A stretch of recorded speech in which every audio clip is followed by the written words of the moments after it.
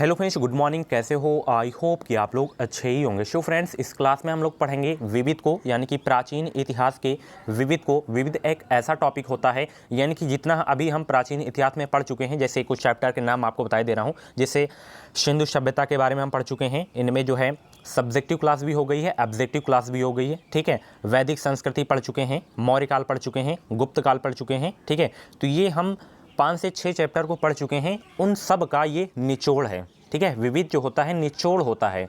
जितना भी आगे हम लोग पढ़ चुके हैं उनका निचोड़ है इसमें, ठीक है। तो सबसे ज़्यादा जो इंपॉर्टेंट टॉपिक होता है वही होता है विविध। अगर एग्जाम से पहले आप लोग विविध चैप्टर को नहीं पढ़ के जाते हैं तो आप गलती कर रहे हैं। इस क्लास को पूरा देखने के बाद आपसे प्राचीन इतिहास के ज़िंदगी में प्रश्न गलत नहीं होंगे, मैं गारंटी के साथ कहता हूं। अगर पिछली क्लासेस को नहीं देखे हैं तो आप लोग प्ले लिस्ट में जाके देख सकते हैं। सारी की सारी क्लासेस आपको मिल जाएंगी। प्ले लिस्ट का नाम है जीके टॉपिक वाइज क्लास, उसमें जाके देख सकते हैं। आपको सब्जेक्टिव ऑब्जेक्टिव सारी की सारी क्लासेस आपको मिल जाएंगी, ठीक है। तो चलिए स्टार्ट करते हैं। अगर पूरा क्लास को नहीं देखते हैं तो आप स्वयं जिम्मेदार होंगे। बाद में आप लोग मुझे दोष मत दीजिएगा कि आपके पढ़ाया गया जो है द्वारा क्वेश्चंस एग्ज़ाम में नहीं आया, ठीक है। ये गलती आप स्वयं करेंगे तो स्वयं जिम्मेदार होंगे, ठीक है। तो पूरा क्लास को देखना है ध्यान से, ठीक है। सबसे पहला प्रश्न यहाँ पे देखिए क्या है कि किस विदेशी यात्री ने भारत का दौरा सबसे पहले किया था। मोस्ट इंपॉर्टेंट क्वेश्चन है, सभी लोग जवाब दें। किस विदेशी यात्री ने भारत का दौरा सबसे पहले किया। इसमें जो है पीछे के भी क्वेश्चंस रहेंगे एंड न्यू क्वेश्चंस रहते हैं, यानी कि जो एग्जाम में 100% पूछा जाता है, ठीक है। कोई भी सब्जेक्ट हो, चाहे वो इतिहास हो, भूगोल हो, ठीक है, उस समय विविध को आपको पढ़ना जो है मस्ट है। तो किस विदेशी यात्री ने भारत का दौरा सबसे पहले किया था, वो विदेशी यात्री हैं मेगस्थनीज। कौन है? मेगस्थनीज ने भारत का दौरा सबसे पहले किए थे। ऑप्शन जो है आपका बी करेक्ट होगा इस क्वेश्चन का राइट आंसर। फाहान वेनसोंग यहाँ पे ऑप्शन में है, तो इनके बारे में मैं आपको बताया हूँ। जैसे वेनसोंग, ये फाहान दोनों चीनी यात्री थे। वेनसोंग किसके शासनकाल में भारत आए थे? हर्षवर्धन के शासनकाल में। फाहान चंद्रगुप्त द्वितीय के शासनकाल में भारत आए थे, ठीक है। अगला प्रश्न देखिए, यहाँ पे नोट भी करते चलना है, ठीक है। प्राचीन भारत में निम्न में से कौन सा विद्या अध्ययन केंद्र नहीं था? देखिए, कौशाम्बी जो है विद्या अध्ययन का केंद्र नहीं था। बाकी नालंदा हो गया, विक्रमशिला हो गया, तक्षशिला, ये सब क्या है? विद्या अध्ययन के केंद्र थे, ठीक है। तो मोस्ट इंपॉर्टेंट क्वेश्चन है, शून्य की खोज किसने की थी? कॉमन क्वेश्चन है। तो शून्य की खोज किसके द्वारा की गई थी? बचपन से आप लोग इसे याद किए होंगे, आर्यभट्ट के द्वारा जो है शून्य की खोज की गई थी, ठीक है। ऑप्शन बी करेक्ट होगा इस क्वेश्चन का राइट आंसर।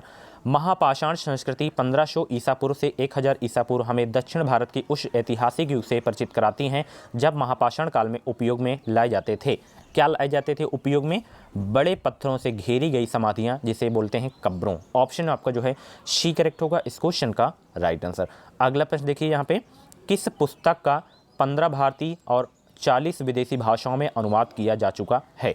उस पुस्तक का नाम बताएं जिसका अनुवाद 15 भारतीय एंड 40 विदेशी भाषाओं में अनुवाद किया जा चुका है। तो वो है पुस्तक कौन सी है? पंचतंत्र। इसके लेखक कौन है? विष्णु शर्मा, ठीक है। बहुत पूछा जाता है एग्जाम में, ठीक है। तो पंचतंत्र के जो लेखक हैं वो हैं विष्णु शर्मा। अगला प्रश्न, न्यूमिसमेटिक्स क्या है? न्यूमिसमेटिक्स क्या है? तो ये एक जानते हैं आप क्या है? सिक्कों व धातुओं का अध्ययन है। क्या है? न्यूमिसमेटिक्स एक जो है सिक्कों व धातुओं का अध्ययन है, ठीक है। ऑप्शन जो है आपका बी करेक्ट होगा इस क्वेश्चन का राइट आंसर। अगला प्रश्न मोस्ट इंपॉर्टेंट क्वेश्चन है, हितोपदेश के लेखक कौन है? हितोपदेश के लेखक कौन है? फटाफट बताएं कमेंट बॉक्स में। तो हितोपदेश के जो लेखक हैं वो हैं नारायण पंडित। ऑप्शन जो है आपका सी करेक्ट होगा इस क्वेश्चन का राइट आंसर। नाट्यशास्त्र की रचना किसने की थी? तो नाट्यशास्त्र की रचना की गई थी भरत मुनि के द्वारा। ऑप्शन जो है आपका सी करेक्ट होगा इस क्वेश्चन का राइट आंसर। विक्रम संवत, कल ही मैं पढ़ाया था ना कला वर्ग की क्लास में, सॉरी आज ही, ठीक है। विक्रम संवत प्रारंभ हुआ था, कब प्रारंभ हुआ था? ये प्रारंभ हुआ था 58 ईसा पूर्व में। ऑप्शन जो है आपका ए करेक्ट होगा इस क्वेश्चन का राइट आंसर। अंकोर वाट कहाँ स्थित है? मोस्ट इंपॉर्टेंट क्वेश्चन है, अंकोर वाट कहाँ स्थित है? आपको इसी टॉपिक से यानी कि विविध से आपको क्वेश्चंस 100% देखने को मिलेंगे। तो अंकोर वाट जो है ये कंबोडिया में है, ठीक है। ऑप्शन जो है आपका डी करेक्ट होगा इस क्वेश्चन का राइट आंसर। पुरापाषाण काल में आदि मानव के मनोरंजन के साधन क्या थे?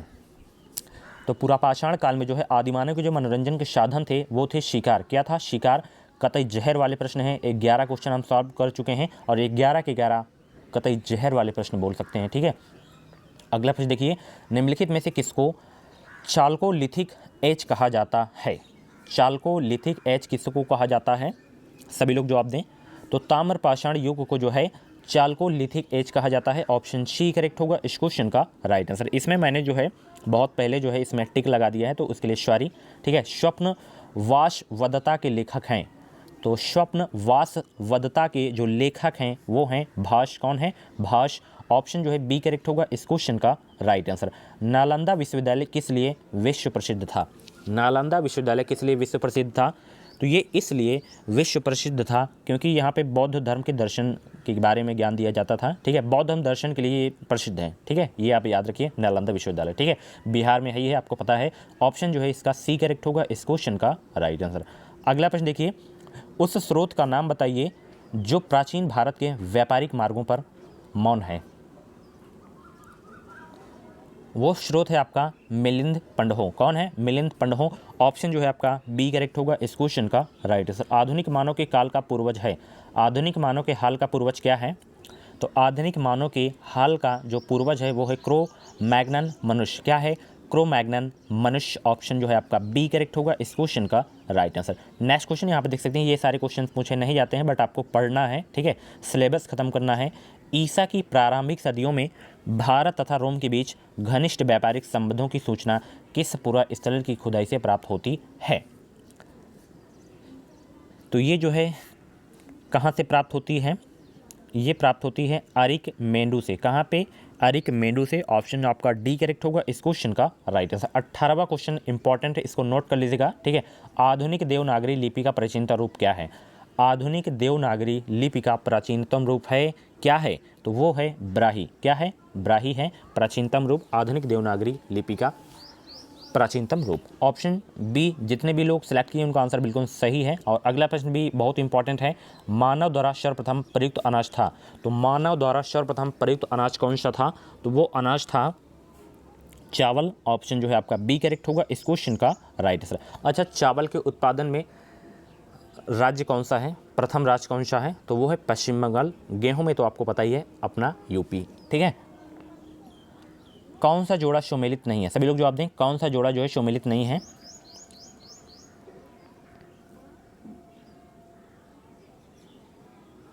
तो ऑप्शन सी वाला हरिशेण हर्ष वाला जो है आपका सम्मिलित नहीं है। ऑप्शन सी, जितने भी लोग सेलेक्ट किए उनका आंसर बिल्कुल क्या है? सही है। ठीक है, काव्य शैली का प्राचीनतम नमूना किसके अभिलेख में मिलता है? काव्य शैली का प्राचीनतम नमूना किसके अभिलेख में मिलता है? ये मिलता है रुद्र दमन के अभिलेख में। ऑप्शन आपका ए करेक्ट होगा इस क्वेश्चन का राइट आंसर। नेक्स्ट क्वेश्चन, निम्न में कौन सा बंदरगाह पोड़ू के नाम से दी पेरिलप्स ऑफ द एरिथ्रियन सी लाल सागर का भ्रमण के अज्ञातनामा लेखक को ज्ञात था? तो ये आरिक कमेडू को जो है लेखक को ज्ञात था। ठीक है, ऑप्शन जो है आपका ए करेक्ट होगा इस क्वेश्चन का राइट आंसर। नेक्स्ट क्वेश्चन यहाँ पे देख सकते हैं, क्या है? ताम्रशम ताम्रपाषाण काल में महाराष्ट्र के लोग मृतकों के घर के फर्श के नीचे किस तरह का रख कर दफनाते थे? किस दिशा से किस दिशा की ओर? तो ये जो है दफनाते थे उत्तर से दक्षिण की ओर। ऑप्शन ए करेक्ट होगा इस क्वेश्चन का राइट आंसर। भीमबेटका किसके लिए प्रसिद्ध है? सभी लोग जवाब दें, भीमबेटका किसके लिए प्रसिद्ध है? तो ये जो है गुफाओं के शैल चित्र के लिए प्रसिद्ध है भीमबेटका। ऑप्शन आपका ए करेक्ट होगा इस क्वेश्चन का राइट आंसर। अगर आपको बीएड में सरकारी कॉलेज लेना है, सरकारी सीट लेना है आपको, तो आप हमारा कोर्स भी ज्वाइन कर सकते हैं। ठीक है, मात्र 99 रुपये में आप हमारा कोर्स ले सकते हैं। इसमें आपको हिंदी हो गया, रीजनिंग हो गया, जीके हो गया, कला वर्ग आपको, ठीक है, स्टीम के क्वेश्चंस देखने को मिलेंगे। ठीक है, तो इसे ले सकते हैं। आपको इसमें ऑब्जेक्टिव क्वेश्चंस देखने को मिलेंगे। ठीक है, सारे के सारे 471 पेज की ये पीडीएफ है। अगर आप लोग इस पीडीएफ को अच्छे से पढ़ लेते हैं, तैयार कर लेते हैं, तो आपको फ्री सीट लेने से कोई भी नहीं रोक सकता है। नीचे इस वीडियो के डिस्क्रिप्शन बॉक्स में लिंक दे दी गई, तो आप लोग कोर्स को परचेज कर सकते हैं। कोर्स परचेज करने में कोई प्रॉब्लम हो रही है तो कमेंट बॉक्स में या व्हाट्सएप नंबर पर मैसेज कर सकते हैं हमें। ठीक है, बहुत ही अच्छा ये कोर्स है। ठीक है, अगला प्रश्न यहाँ पे देख सकते हैं, सुमेलित कीजिए। यहाँ पे कौन कहाँ है, कौन कहाँ नहीं है, ये आपको बताना है। सभी लोग जवाब दें, क्या होगा इसका राइट आंसर? तो रामेश्वरम का जो मंदिर है वो कहाँ पे है? तमिलनाडु में है। ठीक है, उसके बाद द्वारका का मंदिर कहाँ पे है? गुजरात में है। उसके बाद सारनाथ मंदिर कहाँ पे है? उत्तर प्रदेश के वाराणसी में है। महाकाल मंदिर कहाँ पे है? मध्य प्रदेश में है। तो ऑप्शन ए मैच कर रहा है, ठीक है, बिल्कुल सही आंसर है इसका ऑप्शन ए वाला, ठीक है। इसको आप लोग अलग अलग नोट कर लीजिएगा, ठीक है, कि कौन सा मंदिर कहाँ पे स्थित है, ठीक है। अगला प्रश्न यहाँ पे देखिए, मालती माधव के लेखक थे। मालती माधव के लेखक कौन थे? तो मालती माधव के जो लेखक थे वो कौन थे? भवभूति थे। ये इंपॉर्टेंट है, ठीक है। ये इतने इसमें जो है जितने भी क्वेश्चन हैं किसी ना किसी एग्जाम में ये क्वेश्चन पूछे ही गए हैं, तो ध्यान से आपको याद कर लेना है। तो मालती माधव के लेखक कौन है? भवभूति हैं। निम्न में से कौन सा नवीनतम समझा जाता है? निम्न में कौन सा नवीनतम समझा जाता है? तो इसमें जो है नवीनतम समझा जाता है किसे? क्रो-मैग्नन मानव को। किसे? क्रो-मैग्नन मानव को। ऑप्शन जो है आपका बी करेक्ट होगा इस क्वेश्चन का राइट आंसर। ये इंपॉर्टेंट क्वेश्चन, इतिहास के पिता द फादर ऑफ हिस्ट्री की पदवी सही अर्थों में निम्न में से किससे संबंधित है? तो ये संबंधित है हेरोडोट से। ऑप्शन जो है ए करेक्ट होगा इस क्वेश्चन का राइट आंसर। इतिहास के पिता हेरोडोट से जाने जाते हैं, ठीक है। अगला प्रश्न देखिए, प्राचीन नगर क्या है? प्राचीन नगर तक्षशिला निम्नलिखित में से किसके बीच स्थित था? प्राचीन नगर तक्षशिला निम्नलिखित में से किसके बीच स्थित था? सभी लोग जवाब दें। तो ये स्थित था सिंधु व झेलम नदी के बीच। ऑप्शन जो है आपका ए करेक्ट होगा इस क्वेश्चन का राइट आंसर। ये इंपॉर्टेंट क्वेश्चन है। निम्नलिखित अंग्रेजी में से कौन था जिसने सर्वप्रथम भगवत गीता का अंग्रेजी में अनुवाद किया था? सभी लोग जवाब दें। वो अंग्रेज कौन था जिसने भगवत गीता का अंग्रेजी में अनुवाद किया था? तो चार्ल्स विल्किंस ने। कौन? चार्ल्स विल्किंस ने जो है भगवत गीता का अनुवाद जो है अंग्रेजी भाषा में किए थे। ऑप्शन बी जितने भी लोग सेलेक्ट किए उनका आंसर बिल्कुल सही है, ठीक है। अगला प्रश्न देखिए यहाँ पे, निम्नलिखित क्या है? निम्नलिखित प्राचीन भारतीय अभिलेखों में से कौन सा एक खाद्यान्न को देश में संकट काल में उपयोग हेतु सुरक्षित रखने के बारे में प्राचीनतम शाही आदेश है? तो वो जो अभिलेख है आपका वो है सोह गौरा ताम्रपत्र। ऑप्शन ए करेक्ट होगा इस क्वेश्चन का राइट आंसर। मैं आपको बता दूं, अगर आपको 2021 में यूपीसी बेट करना है, बेहतरीन अंकों के साथ आपको बीएड में एडमिशन लेना है, तो आप लोग इस चैनल से जुड़िए। इस चैनल के माध्यम से आपको निश्चित ही मदद मिलेगी। जो भी बीएड की अपडेट रहेगी वो अपडेट आपको समय समय से मिलती रहेगी। अगर आपका एडमिशन भी हो जाता है तो आगे कैसे क्या क्या प्रोसेस होते हैं वो भी आपको इन्फॉर्मेशन इस चैनल के माध्यम से मिलेगी। तो चैनल को अभी के अभी सब्सक्राइब कर लीजिए और बगल में बेल आइकन को ऑल पे प्रेस कर लीजिएगा ताकि हर एक वीडियो को नोटिफिकेशन आपको समय समय से मिलता रहे, ठीक है। भारत में निम्नलिखित के आने का सही कालक्रम क्या है? सभी लोग जवाब दें। कालानुक्रम क्या है सही से भारत में आने का? तो सबसे पहले नगर संस्कृति हुई, उसके बाद जो है लोहे का हल हुआ, उसके बाद आहत मुद्रा चांदी के सिक्के हुए, उसके बाद सोने के सिक्के हुए। ऑप्शन आपका जो है डी वाला बिल्कुल सही है, कालानुक्रम, ठीक है। हल्के से लिख लीजिएगा आप लोग इसे। प्राचीन भारत में निम्नलिखित में से कौन सी एक लिपि दाईं से और बाईं ओर से लिखी जाती है? वो कौन सी लिपि है जो दाईं ओर से बाईं ओर लिखी जाती है?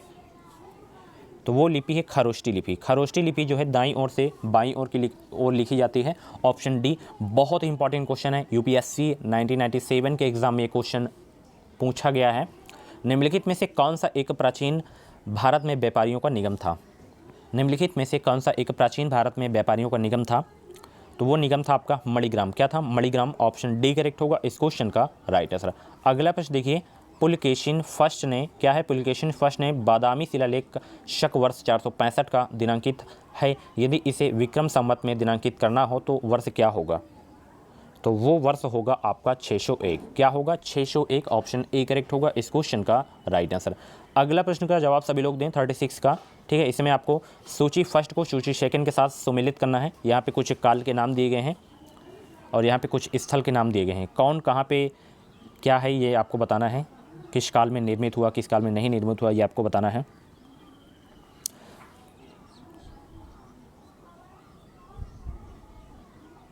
तीसरा में चला जाएगा।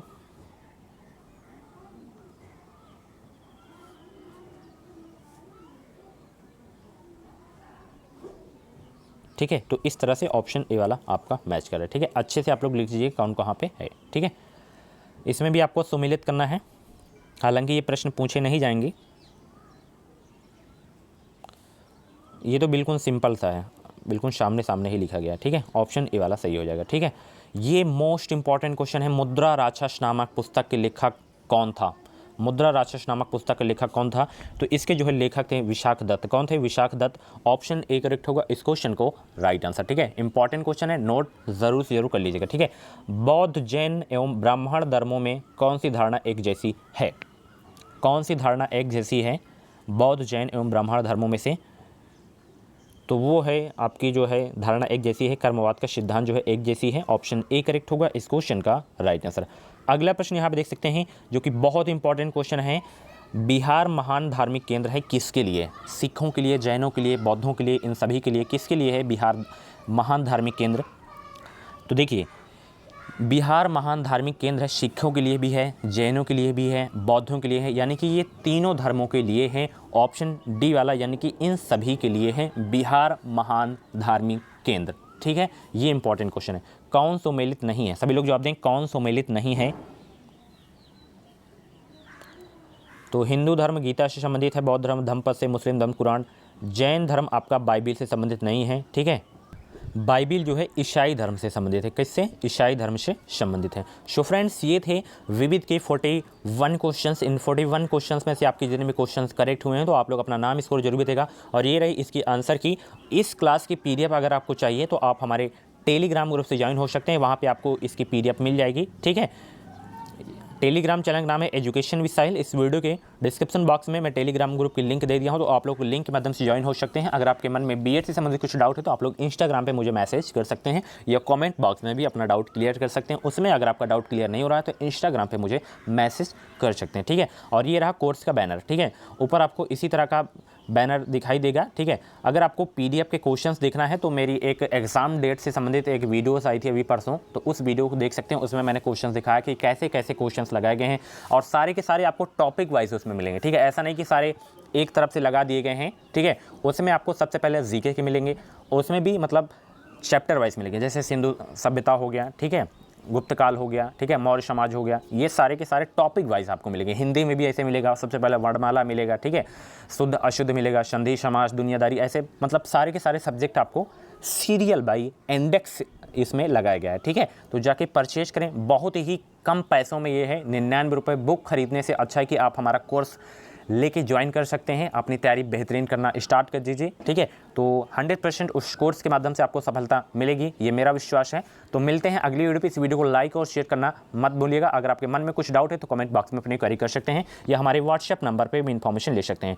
व्हाट्सएप नंबर हमारा 7905632533 पे आप लोग मैसेज कर सकते हैं। ये हाँ पीडीएफ जब आप लोग लिंक पे क्लिक करेंगे तो उसमें आपको सबसे पहले नाम, मोबाइल नंबर, ईमेल आईडी मांगा जाएगा। उसके बाद पेमेंट का ऑप्शन आएगा। पेमेंट आप लोग नेट बैंकिंग, डेबिट कार्ड, ठीक है, क्रेडिट कार्ड या यूपीआई, फ़ोनपे, गूगल पे, कहीं से भी आप लोग कर सकते हैं। पेमेंट जस्ट आपका होगा, उसके बाद पीडीएफ आपको उसी ईमेल पे सेंड कर दी जाएगी। यहीं तो जब आप लोग पेमेंट करेंगे तो वहीं आपका डाउनलोड का ऑप्शन आएगा, डाउनलोड कर सकते हैं। Thank you. इस वीडियो को लाइक और शेयर करना मत भूलिएगा गाइस।